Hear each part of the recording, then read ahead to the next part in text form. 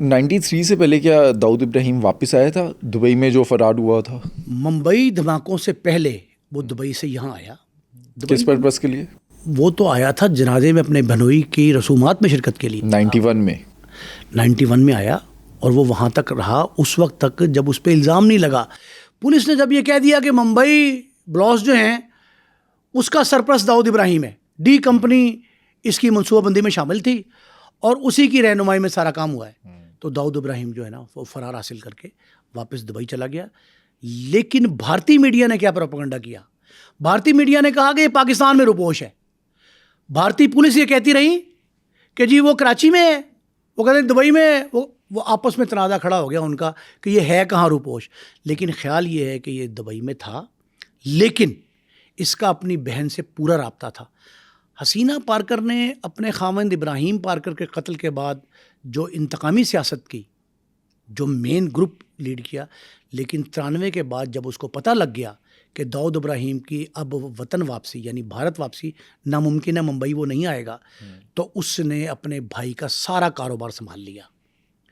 कारोबार तिजारती और ये दुश्मनदारी का, डेरेदारी का, नंबरदारी का, चौधराहट का, ये सारा कारोबार हसीना से संभाल लिया। और कैसे संभाला इस तरह कि इसने ये अनाउंस किया कि अब मैं हूँ। अगर आपने भारत में जो फिल्म बनाई है हसीना पारकर पे, queen of Mumbai, queen of Mumbai जो है, उसमें उन्होंने खुद तस्लीम किया है कि ये बाकायदा एक शहजादी की ज़िंदगी गुजार रही थी। शहजादी की ज़िंदगी गुजारते गुजारते इसने, जब भारतीय पुलिस ने मुंबई अटैक्स के बाद इसके घर पे छापे मारने शुरू किए, हर रोज़ थाने की तलबीनामे आते थे। अच्छा, एक और बात बड़ी अजीब है कि इस पे कई मुकदमात दर्ज हुए, अदालतों में ज़ेर समाअत रहे, पुलिस ने कई FIRs की, इस पर कोई 50 से ज़्यादा FIR, लेकिन सिर्फ एक बार ये अदालत में पेश हुई। 88 मुकदमात इस पे टोटल, 88 मुकदमात में से जो अनाउंस थे, जो दर्ज हुए ज़ेर समाअत आए अदालतों में, वो 88 हैं अब तक, और हर रोज़ ही होते रहे। वो तो मुकदमा उस दौर में तो बहुत ताशा हुए, 90s में तो सारे मुकदमे 90s के। अदालत में सिर्फ एक बार पेश हुई। पुलिस न सिर्फ ये कि इसे तलबीनामे भेजती रही, लेकिन इसे गार्ड भी फराहम करती रही, इसकी सरपरस्ती भी करती रही। इसका जो मरकज़ था अपार्टमेंट का, वहाँ आना जाना पुलिस अफसरों का रहा। और फिर और बढ़ के आपको इससे बात बताऊं, इसके बहुत देरीना भी और गहरे भी। किस तरह के? कि पुलिस की बड़ी बड़ी पार्टियों में इसको मदऊ किया जाता, जो बड़ी बड़ी महफिल थी वहाँ ये जाती थी।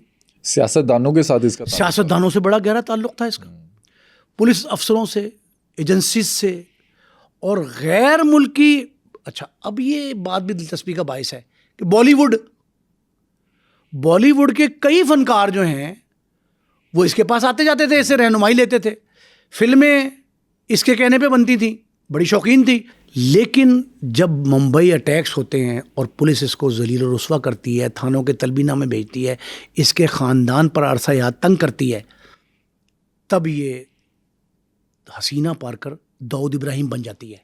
इसका प्लान था पहले कभी, या इसने माजी के अंदर अपने शोहर की डेथ से पहले, कत्ल से पहले कोई इस तरह की वारदात की थी, या किसी पर इसने कहा हो कि मैं दाऊद इब्राहिम कत्ल की के बहन बाद भी ऐसी वारदात नहीं की इसने अपने ख़ानदान की हद तक। ये अपने बच्चों को अपनी तमाम सरगर्मियों से बहुत दूर रखती थी। जिस तरह इसकी वालदा मरहुमा दाऊद इब्राहिम की वालदा ने जिस तरह बच्चों, वो जो थी ना असल आपा, तो वो थी, उसने जिस तरह परवरिश की इनकी, बच्चों से दूर रखा जुर्म को। बाप इस्लाह का दर्स देता रहा, जो हेड कांस्टेबल थे। फिर इसने क्या किया, इसके 4 बच्चे। अब ये बड़ी इंटरेस्टिंग है। एक अलीशा पारकर, दानिश पारकर, एक कुदसिया पारकर, एक उमेरा पारकर। ये दानिश जो है ना, ये अपने मामू यानी दाऊद इब्राहिम का बहुत चहीता था। उससे इतना प्यार करता था दाऊद कि अपने बच्चों से ज़्यादा अजीज़ रखता था और अपने पास रखता था। लेकिन शूमी किस्मत, बदकिस्मती ये, अलमिया ये हुआ कि वो एक रोड एक्सीडेंट में फौत हो गया। हाँ, 2006 की बात, जवानी में, 2006 में, यंग बच्चा था, तो दानिश पारकर फौत हो गया। उस वक्त तक दानिश पारकर को या उसके बहन भाइयों को ये बिल्कुल नहीं पता थे कि हमारा मामू कितना बड़ा गैंगस्टर है, जिसको अंडरवर्ल्ड का किंग कहा जाता है, उसको ये भी इल्म नहीं था बच्चों को कि हमारी माँ हसीना पारकर जो है वो भारत की अंडरवर्ल्ड की सरबराह बन रही है, बनने वाली है या बन सकती है। ये सारी बातें थीं जो हसीना पारकर के बच्चे उससे बेखबर थे, नाबलद थे। क्यों? घरेलू खातून के तौर पे उसने घर में अपने बच्चों की परवरिश की थी। अच्छे स्कूलों में दाऊद ने भी पढ़ाया, दाऊद भी पढ़ा। देखें, बड़े स्कूलों में पढ़े हैं सारे बच्चे। जो प्लस पॉइंट्स हैं वो हैं, लेकिन जो नेगेटिव कहानी है उनमें से बहुत सी बातें तस्दीक भी नहीं हुई। इसमें भी हसीना पारकर जो है वो स्कूल में पहली जमात तक गई है, सिर्फ जो फिल्मों में भी दिखाया है और जो इंटरनेट पे सोशल मीडिया पे आया है। हाँ, ये बात भी ठीक है, लेकिन बाज़ कहानी ऐसी हैं जो उसकी डेथ के साथ ही दफन हो गई, मंजर आम पे नहीं आई। और बाज़ कहानी ऐसी हैं जिनको दानिस्ता भारत ने पाकिस्तान को मोरिद इल्ज़ाम ठहराने के लिए ऐसे घड़ दिया। पुलिस की रिवायती कहानियाँ जो इस पार है ना, वो सरहद के उस पार भी हैं और मोरलेस एक जैसी हैं। अब जो जराइम पेशा गिरोह था ना, जो जराइम पेशा गिरोह यहाँ इसके अपार्टमेंट में आता था, अच्छा वो नागपाड़ा का अपार्टमेंट था, मुझे उसका नाम भी याद आ गया। अच्छा, इसके शोहर का कत्ल हो गया, उसके बाद इसको पुलिस वाले तंग कर रहे थे, लेकिन जो इसने फैसला किया कि ये अंडरवर्ल्ड में एंट्री रखेगी, इसने कौन सी एक्टिविटीज से काम स्टार्ट किया? देखिए, मैंने आपको बताया कि नागपाड़ा को जो अपार्टमेंट लिया था 4th 5th फ्लोर पे इसने, वो सेंटर ऑफ एक्टिविटी था डी कंपनी का। उस वक्त जितने वो गैंगस्टर मैंने नाम बताए आपको, सारे इसके पास आते थे। इसी दौरान एक तो इंतकामी जहन था इसका, जज्बा इंतकाम का था कि खामिद इब्राहिम पारकर को मारा है इस गिरोह ने, गौली गैंग ने। फिर इसने सबसे पहले जो है ना वो प्रॉपर्टी अपने, एक तो मैंने शौक़ बताया था इसका आपको कि शौक़ था अच्छे घरों का, तो कब्ज़े के इल्ज़ामात लगते रहे कि जो अच्छा घर बनेगा उस पर कब्ज़ा कर लेती थी या ख़रीद लेती थी या महज बयाने की रकम दे के उस पर काबिज़, जो भी था। ये कहानी है सारी। ये सारी कहानियाँ मद्देनज़र रखते हुए इसमें एक बात आप जहन में रखें कि इसने जो प्रॉपर्टी के लोग थे, ये मुतनाज़ा प्रॉपर्टी भी ख़रीदती थी, प्रॉपर्टी के तनाज़ात जो हैं उनका भी हल करवाती थी। और वो औने पौने दामों 25 पैसे रेट चलता था उस दौर में इंडिया में ना, 25 पैसे, यानी 100 रुपये की प्रॉपर्टी तो 25 रुपये की ख़रीद सकते हैं आप, if it is disputed. 2-3-4 Clement हैं उसके, दावेदार बहुत से आ गए तो आपने सस्ते दामों, ज़्यादा सस्ते दामों बिकेगी, मुतनाज़े हो गई। ये करती थी।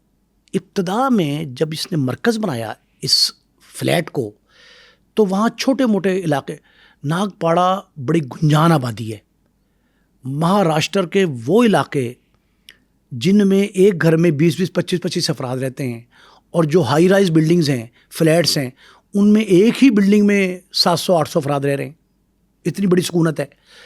तो वहाँ जो छोटे मोटे मसाइल थे घरेलू, खामिद का बीवी से झगड़ा, बाप का बेटे से झगड़ा, माँ का बेटी से झगड़ा, तनाज़ात गली मोहल्ले के, एक दूसरे से गिरबान, दस्तों गिरबान हो गए, ये छोटे मोटे झगड़े इसके पास आते थे और ये उनके फैसले करवाती थी। इब्तदा में इसने ज़िंदगी का आगाज़ इस कम्युनिटी सर्विसेज, ये कम्युनिटी सर्विसेज समझ लें, एक कम्युनिटी सर्विसेज ये हैं कि लोगों के मामलात छोटे हल कराते थे।